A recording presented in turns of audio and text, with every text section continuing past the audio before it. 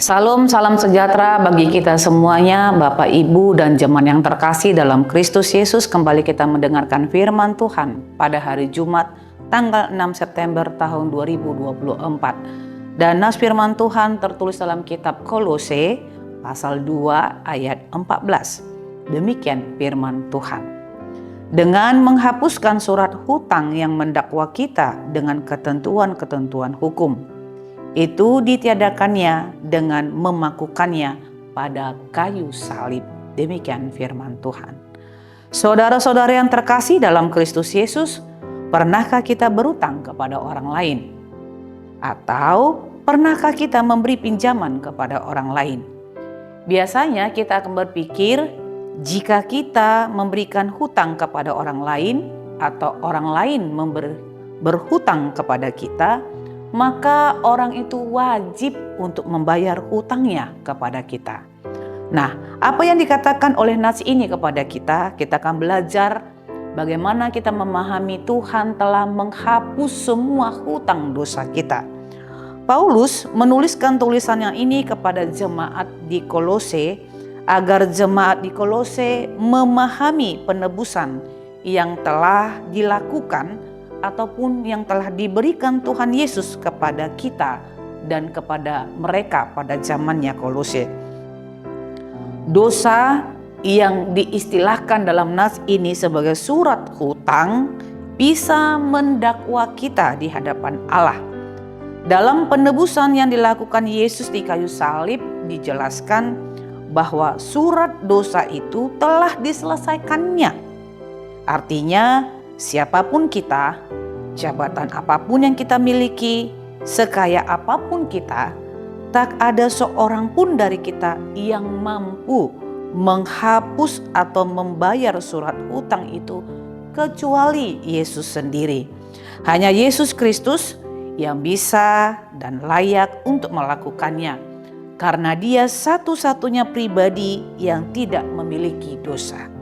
Saudara-saudara yang terkasih dalam Kristus Yesus, kemenangan Yesus atas dosa dan kuasa maut, dan ketika Dia memakukan surat hutang di kayu salib, Yesus mengalahkan kekuatan-kekuatan yang menentang kita dan memberikan kebebasan kepada kita dari seluruh cengkraman yang mereka lakukan. Dengan memakukan surat hutang itu, maka kita memiliki identitas baru di dalam Kristus. Kita sesungguhnya tidak lagi hidup di bawah kutukan dosa, tetapi sebagai orang yang telah dibebaskan dan diperdamaikan dengan Allah, maka kita didorong untuk hidup dengan cara yang lebih baik lagi di tengah-tengah dunia ini. Bercermin pada kebebasan yang telah Tuhan berikan kepada kita dan memahami bahwa kita ditebus oleh karena kasih karunia yang telah diberikannya kepada kita, maka sepenuhnya kita harus menjalankan keselamatan itu dengan sebaik-baiknya.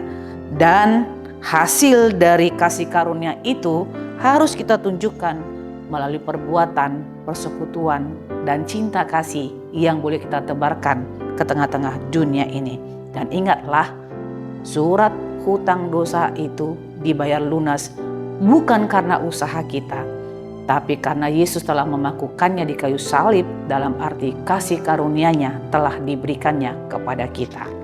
Selamat beraktivitas, Tuhan Yesus memberkati kita semuanya.